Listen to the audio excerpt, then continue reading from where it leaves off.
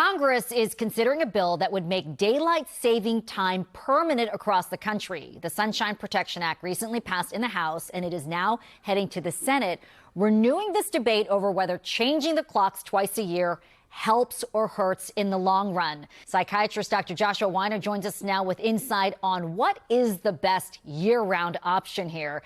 So let's start with the main pros and cons of continuing the twice-yearly time changes versus locking the clock on either daylight saving time or standard time. So let me start by saying that 70% of the world operates on one zone. So 70% of the countries, they just have standard time. So we're actually in the minority by doing this switching thing that we do. Now let's look at the pros and cons of switching to permanent daylight saving time. So let's start with the pros. The main pros are that it's annoying having this back and forth, right? The second main pro is that a lot of people just prefer having it be lighter later in the night. They just don't like the fact that they leave for work when it's barely bright out, and then when they're coming home at night in the winter months, it's already dark. They feel like their day is already over. So that's the main pro. As well as just from a health perspective, we know that the switching back and forth between times is not good for you. And I could talk about that in a little bit more detail. The main con really is that if you end up moving towards permanent daylight saving, you are then having darker mornings. And of course, the challenge there is that for kids who are walking to school, standing by the school buses, et cetera, they might be doing that still in the dark. And obviously there are safety concerns there.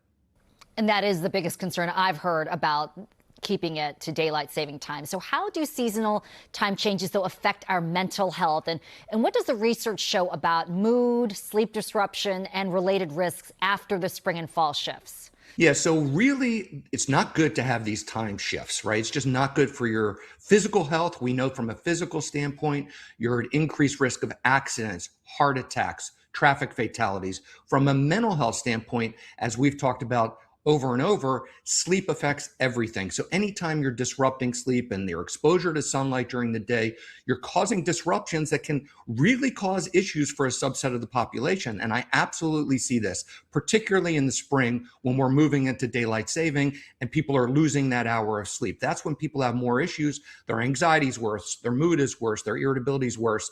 And that's really the main concern, is that with that sleep change, everything kind of falls apart. Now, it's not a permanent problem, obviously. After about a week or so, most people adjust and they're okay. But during that 1 week, it can be challenging for a good number of people. For sure. So what do major sleep experts and medical organizations recommend here, and why?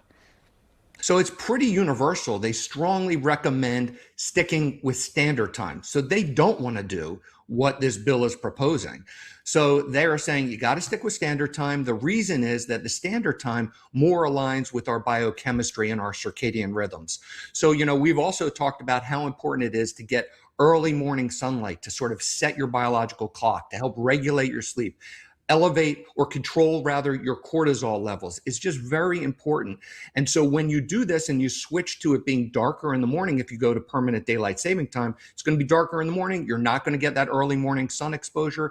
And the sleep specialists and the experts think that that's not good for overall mental health. Now, if you're going to look at it, really what's the worst is having this back and forth shift. The healthiest thing from a mental health and physical health standpoint is to stick with standard time. But then the second best option would be permanent daylight saving, and then switching is the worst. All right, Dr. Joshua Weiner, thanks so much for joining us with that information. My pleasure.